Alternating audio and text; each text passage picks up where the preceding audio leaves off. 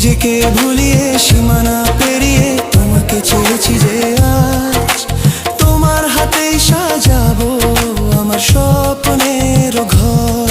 আমি তোমার প্রেমে পড়ে দুনিয়া ভুলে গেছি, তোমার ওই মায়াবী হাসি